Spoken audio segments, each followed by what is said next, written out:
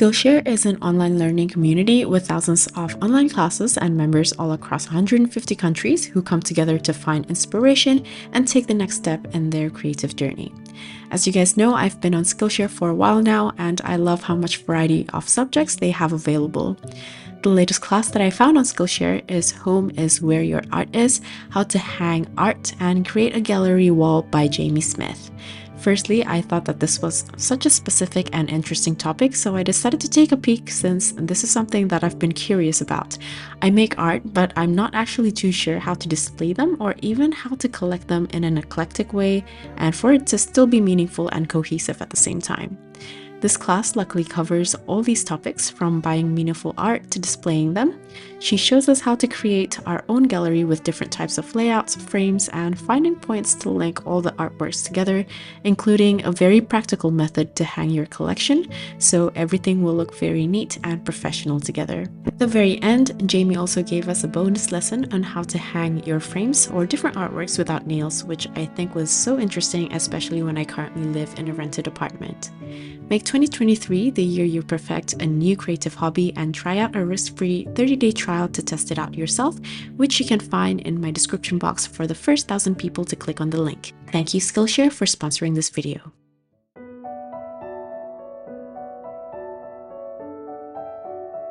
Hi everyone, this is Nia and today I'll be painting this very simple winter scene. It's really quick and easy to paint, so let's begin by masking the sides of my paper. This painting is inspired from a picture that I found on Pinterest, of course. I just love the simplicity of the composition, the balance, and the negative space surrounding the focal point, and the fact that it almost looks monochromatic. So here I'll be trying to take those elements and interpret it into a painting. Because of the limited color, it almost looks flat and graphic, and I'm going to try to keep this in mind so I don't lose the essence of the simplicity. Here I'm just sketching out the land to divide up the spacing and make sure I like the position of the focal point. I'm just going to start with the same composition as the picture with some very minor tweaks on the windows and things, but I'll add things on as I go once I start to paint.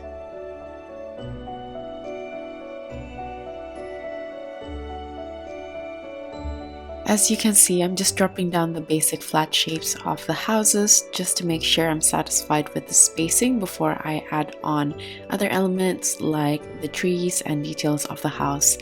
I'm also keeping the drawing fairly loose, and I try to not press too much when I'm sketching, especially for the snowy areas or the hills, because we're going to use very light colors later, and if the pencil is too dark, it'll show through this transparent colors. You can also use a kneadable eraser or just tap if your eraser is good enough to lighten the pencil marks if the lines are a bit too dark.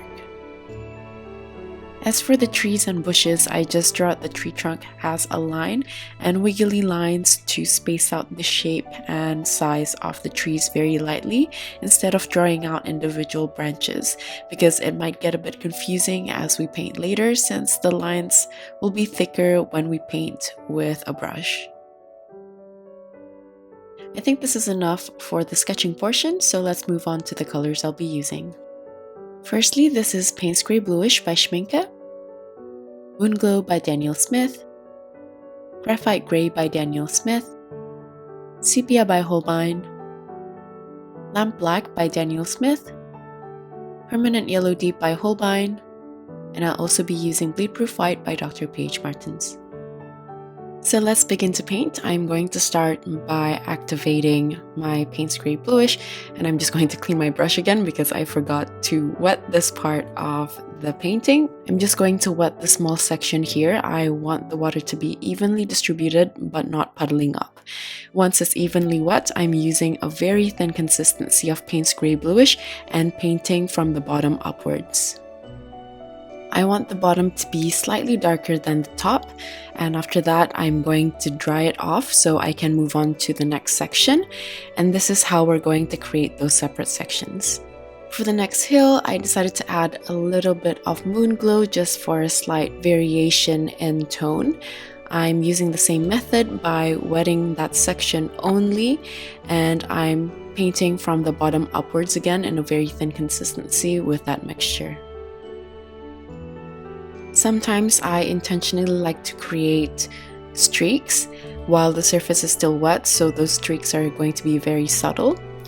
And here I'm going back to the bottom again because I felt like after it's dry, the color was a bit too light. So I'm just layering on another thin consistency while creating those really subtle streaks. After that, I'm just going to dry it off completely again. So I'm just going to keep on doing this by painting per section and drying it off before moving on to another section.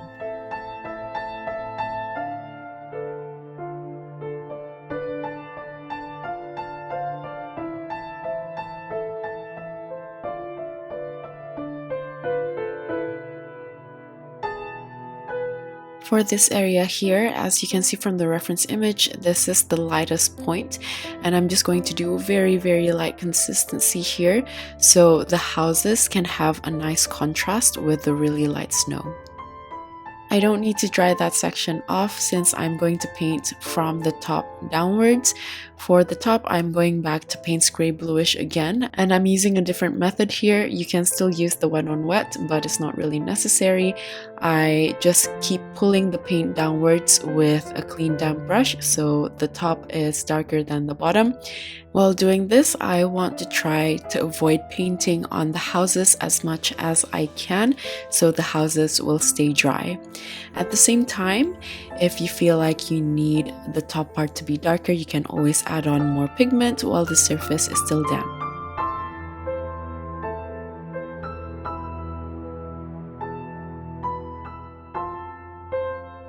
After adding on more paint, it seems like the surface is too wet to take any more paint, so I'm just going to dry it off completely using a hairdryer. I'm not sure if you noticed, but when I was sketching this out, I made a couple of extra hills behind the houses. And here I'm just going to section that out after the background has completely dried off. Then I'm going to use a clean damp brush to pull the color downwards very lightly and subtly. And I try to not wet the houses because next I'm going to try to use a wet on wet effect for the trees by using a medium to thin consistency of graphite gray. To create this effect, I want the surface to be very lightly damp instead of puddling wet. If not, while I add on more pigment, the paint will travel too fast and it'll create a mess. So what I'm doing here is just dotting in some of that graphite gray from the bottom, and it will spread upwards because the houses should be fairly dry in comparison to those wet areas from the background. Sometimes I like to also add Payne's Gray Bluish to the graphite gray to add a bit of hue, and at the very bottom here where the bush is, I wet the top area and use the same method by dotting a bit of that graphite gray with Payne's Gray Bluish. If I can start to see that as the paint starts to spread, the color is fading slightly, sometimes I like to dot in a bit more pigment from the bottom for a slight bump in saturation. I quite like how the trees look for now, so I'm just going to make sure it's set by drying it off. I want to make sure that the trees are 100% dry because next here I'm painting on the houses, and if any part of that tree is still wet, this thick consistency of whatever color you're using for the houses will spread across to those trees, and you really want to avoid that because we want to make this painting as clean as possible. This is just my own take, but for the houses or the barn, I decided to use sepia just to add a slight warmer tone in comparison to the coolness for the rest of the painting, so there's a slight pop of color to the buildings. I want to keep this still with the muted tones of this painting, and this is just a subtle pop. However, if you're more brave, you can try to create red barns, and I feel like it will also look nice in this composition and it'll make it pop out even more against the subtle tones of the overall painting. I wouldn't use bright red though. I would suggest using a muted dark red because in relation to the rest of the painting, the red, even though it's muted or darkened, it will still be enough to pop while staying cohesive and harmonious with the rest of the muted tones. Once I'm done painting the base color of the houses, I just want to dry this off because I'm going to add on textures and details on top using the same color in a slightly thicker consistency. My brush here is still fairly new, which is why the tip is very sharp, but if your brush is frayed, you can switch to a smaller brush to paint on the details. For the details, I'm mostly painting straight vertical lines to create a wooden texture, but you can also add different details and styles to the architecture to personalize your painting. Next, I'm painting on the fence, and I feel like this part of the painting is what makes the composition dynamic, even though it's very simple. I'm using a thick consistency of lamp black, and I'm sticking to my large brush here, but you can switch to your smaller brush as well if it's a bit easier to control. In terms of the lines, I try to vary the angle of the vertical lines because I want the fence to look imperfect and man-made.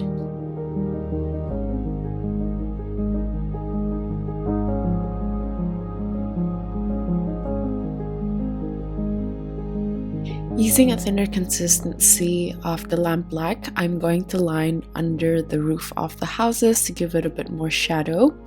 And I'm also going to add more details for the windows as well as the textures. Next, I'm going to add a bit of a glow to the windows. So here I'm using a medium consistency of permanent yellow deep, and I'm just going to color in every single one of those windows. The paint turned out to be quite wet, so I ended up taking off the excess with tissue. Next, I'm going to paint on the branches. I'm using a medium consistency of graphite gray in a very dry brush load so I can keep the lines very thin. Then I'm going to follow this up by switching to my small brush and using a dry brush load again with a medium to thick consistency of lamp black to add on the additional branches. I'm also going to do the same for the bush at the back, and as for the tree, I'm going to use the same lamp black, but as I'm painting the main branches and the tree stem, I put a bit more pressure to make the lines a bit thicker, then less pressure for those finer branches. As for the overall shape of the tree and how the branches are placed, I tried to follow my very light pencil marks as well as the wet paint that I spread out earlier. Over here, I felt like the composition needs a bit of height, which is why I decided to add the branches of a pine tree here. And I'm going to do the same thing for the rest of the trees that I've prepared earlier.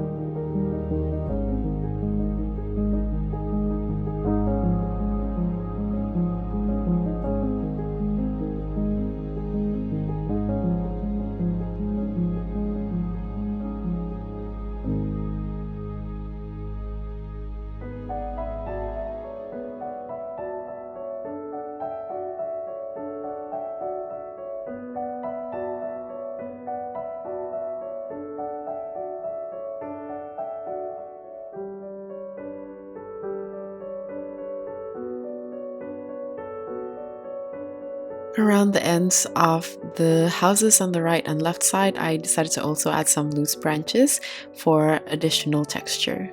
Next, I'm going to use a thick consistency of permanent yellow deep, and I'm painting on the outer part of the windows.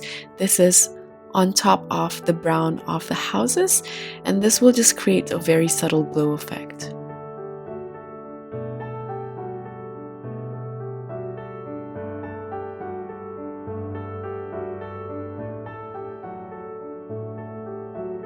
Here I'm going to prepare a wet surface to paint on the shadows of the fence and the bush. For the color, I use a mix of Payne's Grey Bluish with Moon Glow. and here I'm just painting a couple of lines as well as the area of the bush. As you can see, the surface was a bit too wet, so the paint started to spread out more than I wanted to, so I decided to dry it off very slightly with a hair dryer, and as you can see, now the lines are a bit more defined even though it still has a slight blur.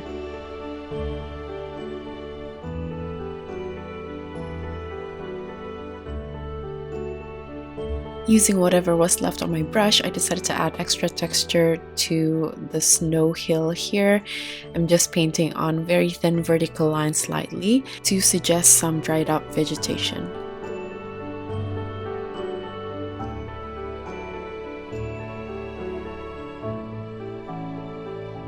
This is optional, but I'm going to add a few more branches in random areas for extra detail.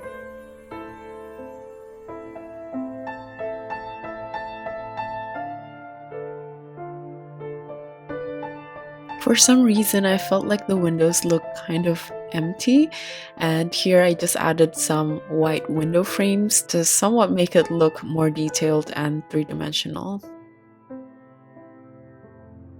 I also decided to add some white snow on top of areas of the house, especially if it's a horizontal surface. I think it'd be nice to paint on some snow on top of some of the trees, but I felt like there's a lot of detail to the trees already and the lines are fairly thin, so the white might be too distracting, which is why I decided to not do that.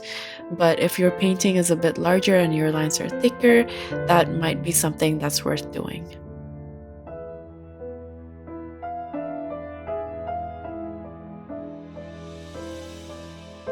Here I decided to layer on more permanent yellow deep because the windows now look a bit too light for my liking, and I want the yellow to be a bit more saturated so it contrasts with the dark wood of the houses. I felt like the white of this area is a bit too thick, so I decided to cut the space by adding a bit of the snow color again very lightly for the bottom portion.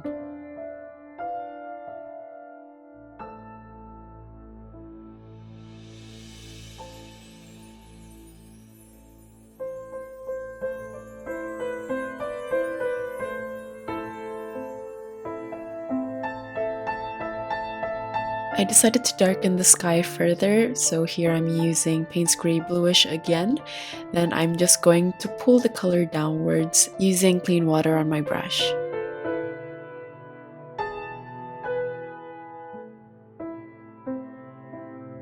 I'm going to stop until I reach the top part of the hill, then I just want to make sure everything's completely dried off.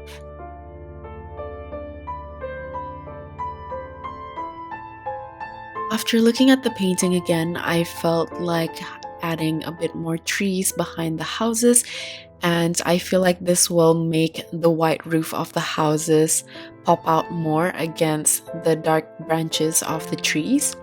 So here I wet the areas in between the trees that I've already painted.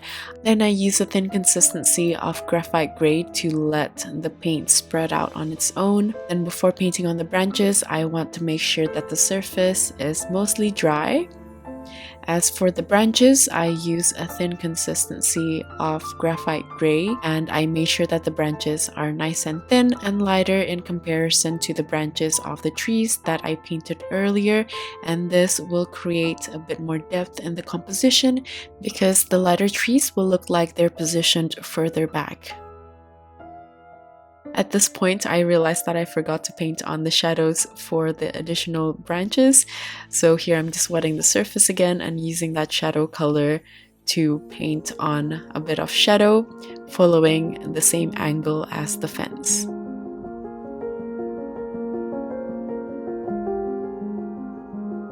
I thought I was done here, so I decided to unmask my painting. At least I'm done with the overall composition.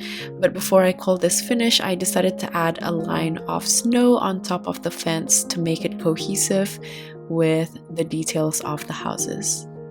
Of course, I used a thick consistency of bleed-proof white in a very dry brush load, and the slight dry brush texture will also help give a more snowy effect.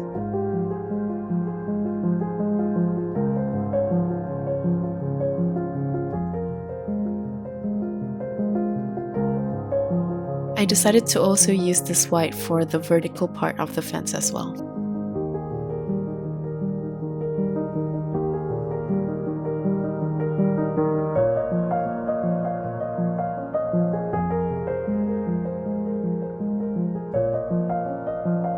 So that's it for this painting. This is my interpretation of the reference photo, and I really enjoyed breaking this one down, so I hope you guys enjoy it as well. Like usual, all the list of tools that I use for this painting as well as my social media links will be in my description box.